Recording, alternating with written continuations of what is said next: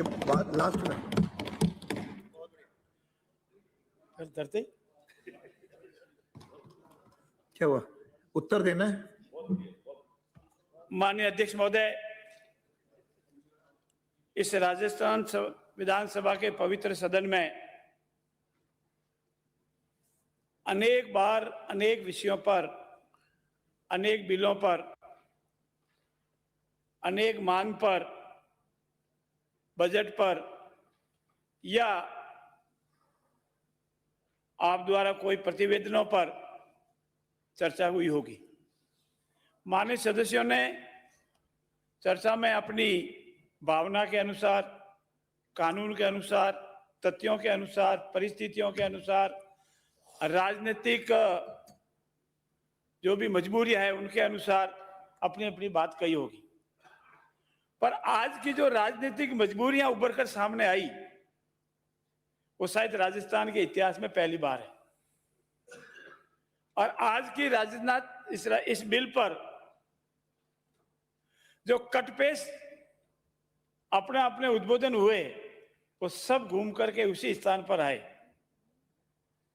और आज मैं उन सब का इस राजस्थान विक्षुब्ध क्षेत्रों में स्थावर संपत्ति के अंतरण का प्रतिषेध और परिसरों को किराएदारों के बेदखली के संरक्षण के लिए उपबंध विधेयक 2026 में जिन जिन माननीय सदस्यों ने, माननीय डूंगर राम जी ने, मनोज जी ने, कुमारी रीटा जी ने, दीप्ति जी ने, भाई ललित जी यादव ने, हमारे नरेंद्र जी बुढ़ारिया ने, अमीन कागजी साहब ने, सुभाष जी ने, हरीश जी ने इस बिल के प्रस्ताव को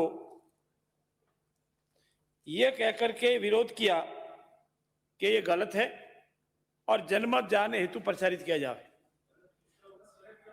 सेलेक्ट कम रविंद्र, सुनने की क्षमता रखो, थोड़ी सी धीरे रखो। माननीय रविंद्र सिंह जी ने, सुभाष जी गर्ग ने, हरिमोहन जी शर्मा ने, पूसाराम जी गोदारा ने, रफी खान जी ने, मनीष जी यादव ने, रघुवीर सिंह जी ने, गुरवीर सिंह जी ने, रामकेश जी ने, मैं रामकेश जी का नाम लेके धन्यवाद दूंगा। कभी कभी अनाशकित सत्य निकल जाता है और मैं प्रभु से प्रार्थना करता हूं कि इनकी जुबान पे हमेशा गुड़। इन्होंने कहा है कि दंगे राजस्थान में कभी भी नहीं होंगे क्योंकि आप इधर बैठे हो और आप इधर ही रहोगे, इसलिए दंगे नहीं होंगे। इसलिए रामकेश जी की बात का बहुत बहुत धन्यवाद। लिए ये बात कही। अब मेरी एक मिनट मेरी बात सुन लीजिए आप। एक मिनट अब एक मिनट मेरी अध्यक्ष महोदय, मैंने तो इतनी सी बात ये कही है कि दंगे कराने वाले तो यहाँ बैठे हुए हैं, अब दंगे कैसे होंगे? आप जब बाहर सड़कों पे घूमोगे तब दंगे होते हैं। अब नहीं जाएंगे, मान्य अब हम यहीं रहेंगे और दंगे नहीं होंगे।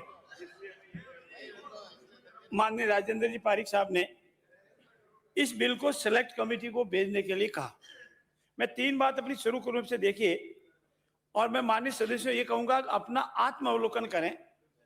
क्या इस बिल में हमने कोई हिंदू, कोई मुसलमान, कोई संप्रदाय, कोई जाति, कोई पंथ, कोई पूजा पद्धति का कहीं उल्लेख किया है या उसके आधार पर ये बिल बनाया है? एक। दूसरा, क्या दंगा होने पर ही कोई कानून लाया जाता है? अगर ऐसी संभावना है तो यहाँ कानून के जानकार भी बैठे हैं, पूर्व मंत्री महोदय भी बैठे हैं, तो क्या आईपीसी की 302 का ऑफेंस तब बनाया जाता है जब मर्डर हो जाता है, उसके बाद अब 302 बनाओ? मुझे समझ में नहीं आया माननीय सदस्यगण, क्या कानून दंगा होने के बाद, घटना होने के बाद, ऑफेंस होने के बाद, दुर्घटना होने के बाद में बनाया जाता है? कब दुर्घटना होगी इसलिए अब कानून बनाओ? मैं आपकी एक एक बात का तसल्ली से सम्मान, आपका सम्मान करते हुए आपने जो बात कही है, हो सकता है आपके लिहाज से सही हो सकता है कानून के लिहाज से उसमें कमी खामी हो, पर मैं उसका जब आपको जवाब दूं और अगर आप तसल्ली से सुनेंगे तो पता लगेगा कि हिंदुस्तान में पहली बार न मैं गुजरात के मॉडल की बात की, न वो माननीय सदस्य आज चले गए मेरे गुरु, न किसी ने तीन प्रदेशों में आए, न मैंने उसकी कोई बात की, न इस विधेयक में उसका कोई उल्लेख है। लेकिन मैं अपनी बात शुरू करूं पहले, जिसके मन में चोर के ताड़ी में तिकना होता है, वो क्या बोलते हैं उसको? तिनका। वो अपने आप ही अनायास से बाहर आ जाता है और सुबह से इनको लग रहा है कि नहीं साहब ये क्या हो गया, हमने तो नहीं कहा दंगा होगा, हमने नहीं कहा पलायन होगा, हमने नहीं कहा हिंदू धर्म होगा, हमने नहीं कहा मुसलमान होगा। हमारे लिए सभी संप्रदाय, सभी पूजा पद्धतियां, सभी धर्म हमारे लिए सर्वमान्य है, अपना अपना सबको अधिकार है। इसीलिए ये जो अनायास ही निकलता है सत्य, वो सत्य आज इस कांग्रेस दल के लोगों के द्वारा जो उनकी भावनाएं हैं वो बाहर आ गई। मैं धन्यवाद दूंगा गुरवीर सिंह जी को।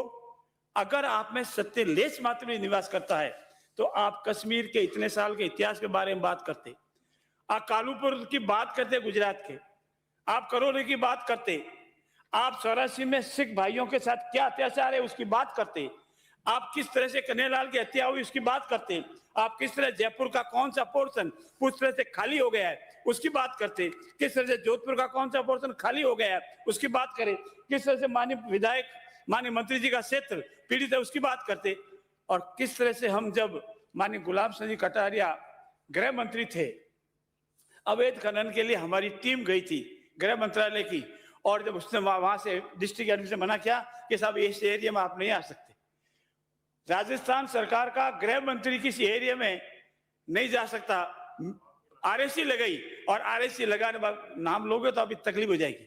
उस आरएसी एरिया में आरएसी लेकर के हम अवैध खनन को देखने के लिए गए, क्या उसकी बात करते तो समझ में आता कि नहीं, हम न्याय करने के लिए बैठे हैं, हम सही बात करने के लिए बैठे हैं, और ये जो लिखा हुआ है उसकी हम पालना करते हैं। मानिए अभी सोमू वाला हुआ, आप बोलते हैं एक शब्द उसके ऊपर, हमको लगता है कि नहीं ये किसी धर्म, किसी संप्रदाय, किसी पूजा पद्धति की बात नहीं करते हैं, ये निष्पक्ष होकर बात करते हैं। आप बोलते हैं कि अपने क्षेत्र में किस तरह से औने पौने दाव में संपत्ति को बेचने के लिए मजबूर किया जाता है, मैं उस पर आऊंगा अभी। इसलिए माननीय अध्यक्ष महोदय, कॉन्ट्राडिक्टरी स्टेटमेंट कैसे होते हैं, अंग्रेजी में वर्ड है कॉन्ट्राडिक्टरी, मतलब विरोधात्मक। कल मेरे जन विश्वास बिल पर सभी ने विरोध किया जोरदार, और आज सब उसका समर्थन कर रहे हैं। नहीं ये तो ठीक था, वो तो कल तो आपने ठीक लाया था, उसके लिए तो आपका धन्यवाद, और कल तो धन्यवाद नहीं दे रहे, तो कल तो मेरे को ब्लेम कर रहे थे। कल भी करेंगे धन्यवाद, कल कहा था धन्यवाद, कल करेंगे, इसी मैं आ रहा हूँ, उस पर आ रहा हूँ भी। मेरा निवेदन है, आप माननीय महोदय से, ये रिकॉर्डेड स्टेटमेंट है, मैंने उन सब के माननीय सदस्यों के नाम नोट किए हैं।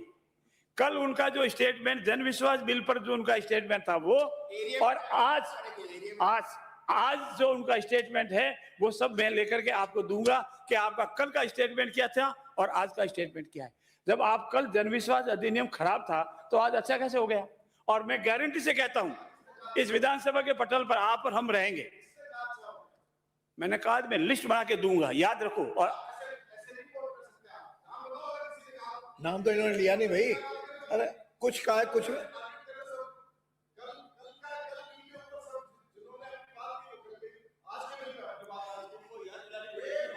माननीय सदस्य ये स्टेटमेंट रिकॉर्ड कर ले। आज जिन्होंने जन विश्वास अधिनियम को सही बताया है, क्या आप उसको चैलेंज करते हैं? तो आपकी मेरी बात हो, नहीं तो किसने बताया बताऊंगा ना। मंत्री जी सीधे नहीं, आप जो बोले हैं उन्होंने बताया। आप सदन में इधर मेरे माननीय सदस्य, माननीय अध्यक्ष महोदय, और दूसरा कॉन्ट्राडिक्टरी स्टेटमेंट। ललित जी, ललित अपनी यादव सीट से बोलो, उससे बोलने का अधिकार नहीं। माननीय अध्यक्ष महोदय, जब दो वरिष्ठ सदस्य होता है और सुनने की क्षमता नहीं होता है तो वो बार बार फुदकता है। मेरा निवेदन है कि सुने, क्षमता रखें, और क्षमता ही बढ़ाती है ज्ञान। कल और आज इस बिल में हमने गुजरात मॉडल की बात तो नहीं की ना, कि गुजरात मॉडल है या गुजरात में ही हुआ या गुजरात की कब कट पेस्ट है। ये बिल राजस्थान की परिस्थितियां, राजस्थान की आवश्यकताओं, राजस्थान में जो इनपुट मिला उसके आधार पर और समग्र तरह से विधि विशेषज्ञों की राय के उपरांत बनाया गया है, इसलिए उसमें इसकी कोई बात नहीं रहेगी। अब मैं निवेदन जो नम्रता से कर रहा हूं आप सब में, आपने कहा राजनीतिक रोटियां सेकने के लिए और अपने हित के लिए, अगर हमारी राजस्थान में कानून लाने से हमारी रोटियां सिकती है तो 8 करोड़ जनता की रोटियां सिकती है, और हमारा फायदा होता है, राजस्थान की 8 करोड़ जनता का फायदा होता है, तो ऐसा कानून जरूरत होगी तो बार बार लाएंगे, क्यों नहीं लाएंगे? जहां राजस्थान का हित फायदा है वहां जरूर लाएंगे। और आपने कहा था आप तो राजस्थान में अपनी रोटियां सेकने के लिए लाए, तो हम इस कोशिश तो करेंगे ही कि राजस्थान की आम जनता का हित हो, आम जनता का फायदा हो, हमारे सभी सदस्यों का फायदा हो। और आज इतने हैं, कल बढ़ करे और इतने सत्ता पक्ष में रहे, ये कोशिश तो हम करेंगे। इसका बोले कितनी हम चैलेंज करो, बार बार करेंगे। अब मैं आता हूं माननीय अध्यक्ष महोदय, मेरे मेज पर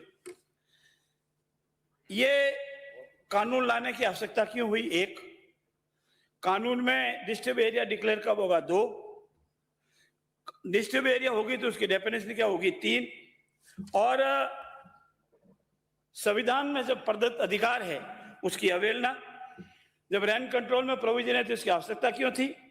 और जब अधिनियम इतना व्यापक महत्व रखता है तो फिर अधिनियम का प्रभाव क्या रहेगा? और रेल में 2-3 छोटी-छोटी बातें और सब बातों का जवाब दूंगा। माननीय अध्यक्ष महोदय, ये